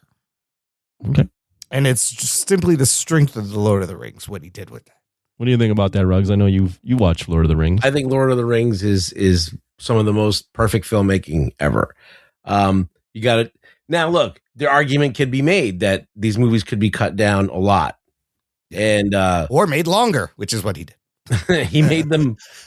He made a 2.5, 3 hour cut for the movie theater, and then he made like a 4 hour cut to watch at home. So he really delved it. Like, I'll give you this. Like when you're adapting material, you want to do it like Peter Jackson does it. Like, look at how he adapted King Kong, for example. Like, he went back to the original movie, and he tried to take the best parts of that original movie and make that happen again, but on a wider scale with more feeling and with more emotion behind it. And that's what he did with Lord of the Rings. He understands IP. He understands. Now, you can make the argument with the Hobbit, like he shouldn't have stretched it into 3 movies. It should have been one long movie, and it would have been fine. You didn't need to have 3 movies for that. But at that point, they just wanted him to crank out stuff for money, and he kind of sold his soul maybe a little bit on that one. Yeah. But I love the way he adapted King Kong. I love the way he adapted Lord of the Rings. And even The Hobbit, if you could trim that down to a 2.5 hour movie, and it'd still be awesome. So, and it still would feel like the book that you read. So that's something commendable. But you put him in what, A tier? Yeah. I'm fine with that. All right. Okay. Next one. We've only got 3 more left. So Okay. we could do this forever. But there's I tons of know. directors. I only got I'm picking randomly, by the way. I'm thinking of like a bunch that we haven't even mentioned, and I'm like, which one's coming up next? But this one is, I think Ruggs really enjoys watching this director from everything I've seen. But I wonder where he puts him on the list. Guillermo del Toro. Ruggs, where you got him? Good one. I feel like, I love Guillermo del Toro. Let's talk about his movies real quick. Yeah. Where the fuck do I have him on my list here? I made my own list. And so we got, obviously, you got Pan's Labyrinth, Devil's Backbone, Kronos, Shape of Water, Hellboy, Frankenstein, Crimson Peak. And there's other shit that I forgot probably. Pacific Rim? Pacific Rim, yes. Pacific Rim. And I know some stuff about him, and I've watched many interviews and his Bleak House that he has, the 2. His house is amazing. He's got 2 of them. Yeah. He's just a real fan of things. Yeah. Did I love his Frankenstein? I think that it could have been better, but like I feel like what he brought to the table resonated with a lot of people that maybe didn't read the novel or know much about the novel. So it still resonated, right? It still got nominated. So I think he's somebody that will become S tier, but I think he's A tier right now. I think he's got all of the tools to be a S tier. And some people would put him at S tier already because some of these things are masterpieces, like Pan's Labyrinth is a masterpiece. Yeah. I would say, Shape of Water is an interesting film, and Pinocchio I think is a masterpiece too. Yeah. So I think that he's done some great shit, and I love Pacific Rim as a genre movie.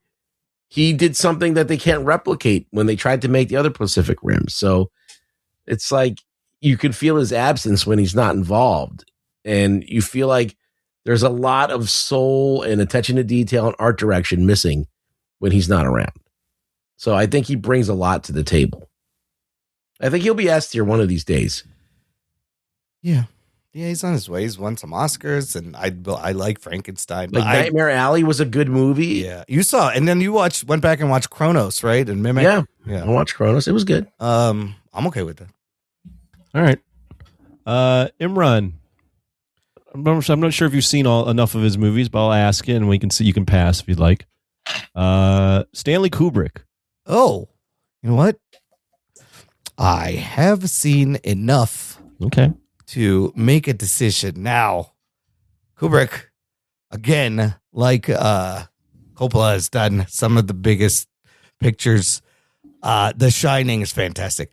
A Clockwork Orange is fantastic. 2001 Space Odyssey, Full Metal Jacket, Eyes Wide Shut. I like shit. And he hasn't done much. Barry Lyndon, you saw. I'm really curious to watch that. Barry Lyndon's good. And then a lot of people do love Doctor Strangelove. This, I mean, the Shining and Clockwork Orange, 2001 Full Metal Jacket. This is S tier fucking shit. Yeah, it's on a high level. He's doing shit on a crazy level. There will be not another Stanley Kubrick, and to this day, you see people ripping off Stanley Kubrick and everything. Absolutely. So I got no problem putting Kubrick in S tier. All right. I have no arguments with that. This is the kind of director that takes his time, right? Doesn't pump out movies like a Ridley Scott all the time. Took his time. No, he literally, like, you can, I've read a lot of stories where actors on movies will tell you he'll make them do 100, 150 takes until the actor is worn out and is not thinking. And then it just comes out naturally. And I think he probably uses those, but he will do hundreds of takes over and over again. I like it. All right. Ruggs, we'll give you the last one, and then I'm going to do a bonus after this. So you'll see in a second. But this is another modern director that's doing stuff. Curious what you think of him. Denis Villeneuve. Oh, Denis Villeneuve. Man, you didn't have the director I was waiting for this whole time. Maybe it's you'll hear in a second what I'm going to do. You'll get a second here. Okay, so he doesn't have a bad movie. He really doesn't. Yeah, I think all you're of his right. movies were good. Yeah. Like Sicario, Prisoners, Arrival, Blade Runner. I watched Enemy. It's very weird, but it's pretty good. It's a weird Enemy is not. It's not a bad movie.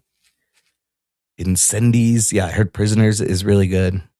So he's got like I feel like he's the best director of the new crop. Yeah. That's coming up. I think he can handle like anything. I don't know. He's definitely A tier. I'll put him in A tier. Yeah. I think he's on his way to S tier. He's one of those guys. Okay. Before I read off what we ended up doing here and put Denny in there. I got him. There You you go. only got one person at B tier, I think. I know. Yeah, one person at B tier. I kind of put you guys on the spot because I didn't tell you who I was picking. Yeah.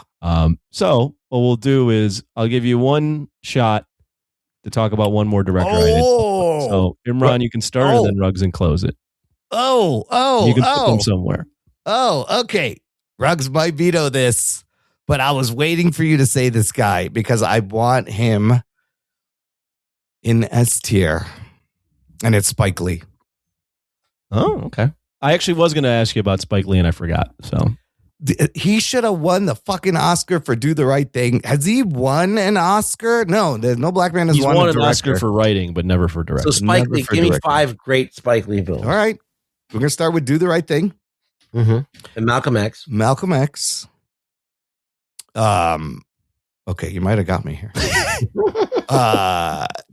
I will say I like sorry, I think He Got Game is a really good movie. He Got Game is good. I like his early stuff, like School Days, She's Gotta Have It are kind of fun. And 25th Hour is also very good. And then I will say, I thought that The Five Bloods was very good. Black Klansman is very good. I haven't seen Highest to Lowest, and I've seen all the reactions. He did Black Klansman? You did do Black Klansman, yeah. Yeah. Oh, Inside Man is very, it was interesting. He was doing all these like, racial commentary movies. Crooklyn, I like, about just Brooklyn and the life of the black experience. But then he starts to go into like crime with like Summer of Sam and 25th Hour and Inside Man. Bamboozled is a wild movie. So you got him S tier? I'm going to say S tier, even though he probably has some clunkers. Like I heard his Old Boy is not great. And Ruggs, you feel like using your veto there? for Imran's personal pick? I think that Malcolm X just is a masterpiece. Yes. I think Do the Right Thing is a masterpiece. And you can make the arguments that the other ones are really, really good too. There's a lot of clunkers in there, though. There's a lot. I feel like he's the Ridley Scott of maybe a little bit of that genre. Yeah, because he's got great movies and he's got some shitty ones too. Dude, Denzel and Spike should have won for Malcolm X. Absolutely.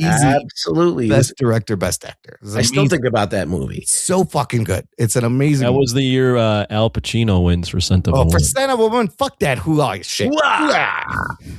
No, yeah, and then they make up for it years later with Training Day. Yeah. So they never give it when it's due. But Spike Lee jokes around that he lost twice to Driving Miss Daisy because Do the Right Thing wasn't even nominated that year. Should have been. And then Black Klansman lost to Green Book like 20 years. I will not veto Imran. Okay.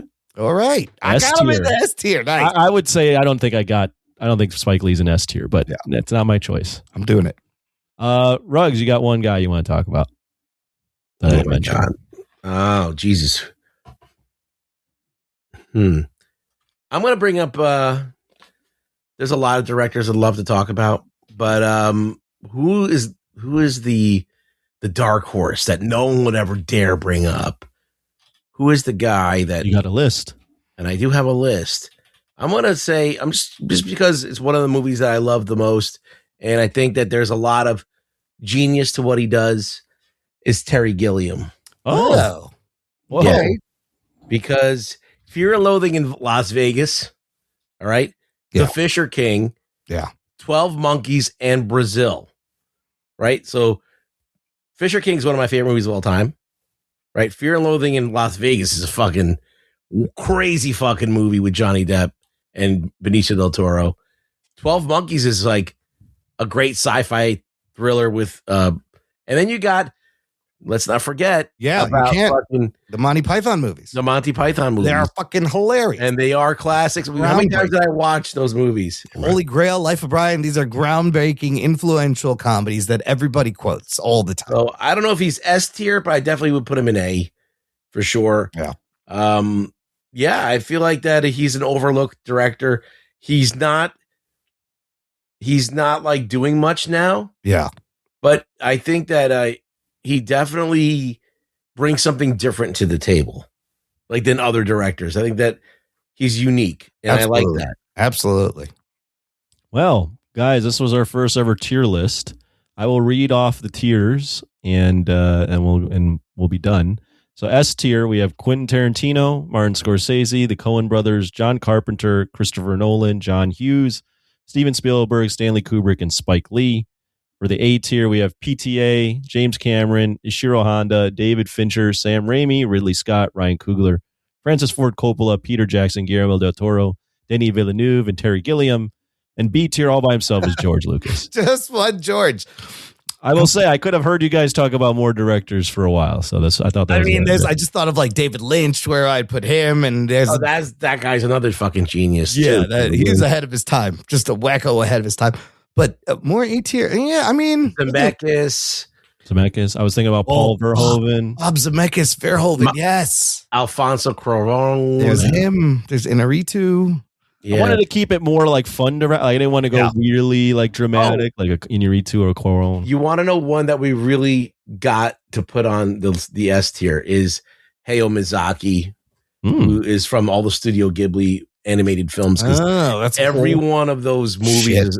Every single one. There's not one that's not a masterpiece. He directed every one? I think he directed almost all of them. Okay. Yeah. Okay. And yeah, every one of those movies like grabs you and it affects you emotionally, and they're just they reach inside the inner child in you. So I feel like he has to be mentioned as well. Good shout out. That was fun. I wonder what the listeners think, if they agree. We got a heavy A tier, but we got a pretty good S tier. Yeah. And George Lucas hanging out all by him. Well, you know what? Like a lot of these guys that Anthony picked were all really good directors. Yeah. This was hard. This should have picked some shittier directors. Yeah. Yeah, I know. I didn't want to pick a director where you were like, they don't even belong on this list. What are you talking about? Fucking Pitoff. Where do you put him?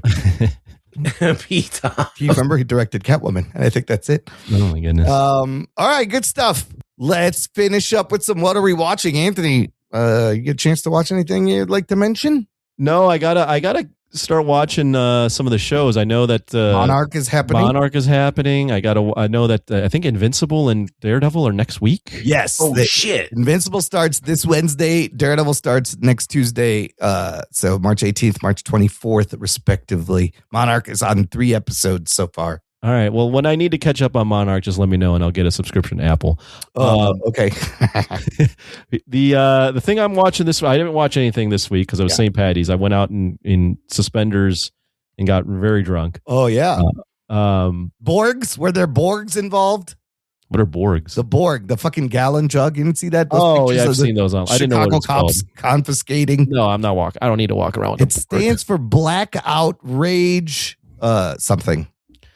I'm 38. I'm not walking around with a Borg. Dude, these kids are walking around with gallon jugs of like green liquid that's all alcohol, and the cops confiscating them and dumping them in the fucking sewer. It's hilarious. Well, what I'll say is I'm heavily anticipating watching Project Hail Mary this week. Oh, yes. That is coming out this week, too. We'll talk about that in a bit. Rugs, you sent in some stuff. What do you got? What do you want to mention? Well, I watched some stuff, and we were talking about Oliver Stone. I'm surprised we didn't mention him today. Oh, that's another one. But I was like, oh, there's a lot of movies that I haven't watched of his. Some of them that were supposedly really shitty. And that movie was, we talked about Savages. And I'm like, let me watch that fucking movie. So I found it. I watched it. I didn't hate it. It was actually pretty entertaining. It's built on the convention about a threesome. that sells weed or that has a weed business. And the cartel tries to muscle in on them, but one of them is like a Navy SEAL or something, and he just takes this confrontation and like fuck them, and it spirals. It was always one guy who escalates everything, and so it gets escalated. The girl gets kidnapped, and then they got to figure out how to get her back. Not bad. If you want to watch something like that, if something like that is interesting to you, I think you'll like it. The cast is crazy. You got Aaron Taylor Johnson, Taylor Kitsch, Benicio del Toro, John Travolta, Blake Benicio Lively. del Toro's wig is insane in this movie. I've never heard of this, but and Salma Hayek also. Jesus, wow. Yeah, I mean, it's all right. All right. It's not great, but it's not terrible. You could do a lot worse. Then I watched Solo Mio. Oh my God. Which was this stupid movie about Kevin James going to Italy to get married and getting jilted. And Anthony, he watched the Kevin James movie just for no reason. Well, I watched it because it was featuring Italy, and I love watching movies that take place in Italy, so that was one of them. So it's like a I'm a sucker rom-com for that. It's a rom-com. It's a rom-com, and it's terrible because the comedy sucks. It's not you think because Kevin Smith, Kevin James is in it, it'll be funny, but it's not that funny. And the romance part, it's very surface level. So they never really get into like some of the emotional stuff that I would like them to. Yeah. But anyway, I watched it for the scenery and it was fine. Not a good movie. Wouldn't recommend it, but I watched it. And then on Amazon, there is a movie starring Priyanka Chopra, Jonas, and Carl Urban called Bluff. I am curious about this. She was on the Oscars. She presented an Oscar. Yes, it's an action movie about pirates. And all you got to know is that she knows where gold is. And the pirate finds out that she may have the gold. So he goes to wherever her island that she's trying to lay low on with her family and stuff. And he attacks the whole island looking for the gold. And she's got to fucking survive all of these pirates. And little do they know, though, that she's badass because she was a pirate. Also, before that's how she got the gold. So now she's fighting off all of these guys and kicking their ass. I'll tell you something. After watching a couple episodes of Citadel and then Heads of State that came out, Priyanka Chopra, she's got action movie potential. She's a strong female lead. I mean, she plays it off well. You buy it. She seems kind of badass. So I kept seeing this on Amazon. I didn't click on it, but would you? No, I watched this with like a sarcastic tone, and then by the end of it, I was like, that was too bad. She can pull off the action stuff. Well, you're like, oh, this tiny woman is now throwing around Carl Urban, who's like 6'5". Yeah. And you're like, I think it would work out that way. But, it's okay. It's good. If you want it, it's not bad. But it is one of those strong female lead movies, as Adam would say. How does he say it? It says it just like that. Strong female lead. That's what this movie is. It really is. Okay, she can't get her ass kicked at all. She just survives everything. So Bluff, decent. You throw it on if you're bored. Yeah, it's fun. You can check it out. Okay, here's one I watched. I think you did. Did you watch War Machine? I did. What did you think of this? It was all right. Yeah, I found it very forgettable. Yeah, and the fucking. The robot shit doesn't happen until halfway in the movie. The first half is this long ass setup of him becoming an army ranger and his brother dying, and he's doing it for his brother. And I don't know. Did I do a review of this? No, I don't think you did. Oh, okay. Yeah, there's not really much to talk about. No, and I thought it is very Predator vibes. Like this thing just pops over the thing. I'll tell you why this movie didn't work for me. Yeah, he had to have his shirt off. He didn't do it. He didn't do it. At the end of the movie, you should have had his shirt off fighting the machine. And then I would have liked it. And it's like setting up for a sequel, like they're not done. I didn't really care too much for it. It was just okay. It was good background noise. Speaking of background noise, I did watch Hamnet. on Did you love it? Peacock.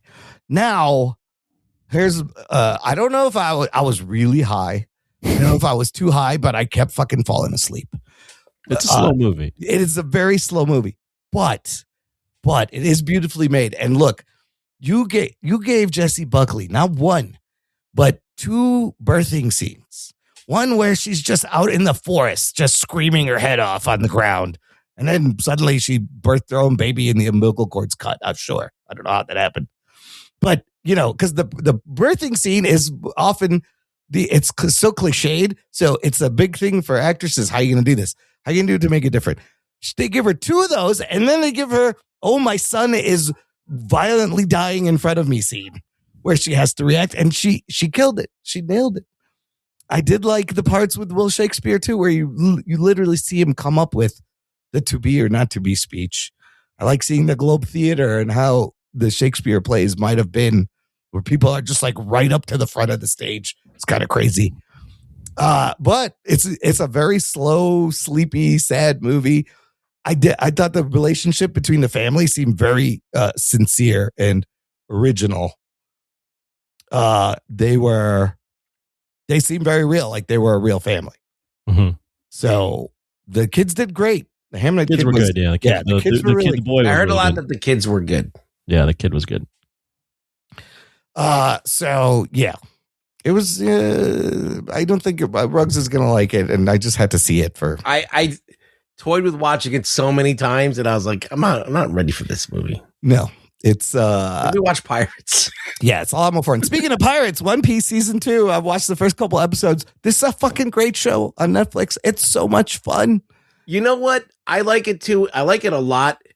Some things do not make sense. Like I would just watch the show where they clearly have electricity and machinery that they shouldn't have in pirate times. Because if you have that kind of machinery, then you have planes and you have all that other stuff. Did they have electricity in one of these episodes? I don't know. Oh, they did. Yeah, they do. I got to look out for that. It's a fucking anime adaptation. Who cares? It's a fucking pirate. Kid, listen, I like One Piece, but the guy who's playing Luffy, I hate this guy. I really can't stand him. If he wasn't in the show, I'd love it so much more. He's the worst actor I've ever seen. But he's doing like the anime yelling that the character does all the time, right? Doesn't matter. He's shouting shit. He just is. He's got a punchable face. I can't stand him. I can't stand his acting. Whenever he's on screen, I fucking hate it. But like everybody else is awesome. Yeah, the rest of the cast is really good. They're not annoying. There's some good-looking women on the show. Yeah, even if they have Adam's apples, I still think I'd rather watch them than Luffy. They're all fairly attractive and like they got good chemistry. Then so it's a fun show. You caught up on Monarch, Ruggs? Yeah. What do you think so far? They're getting right to it.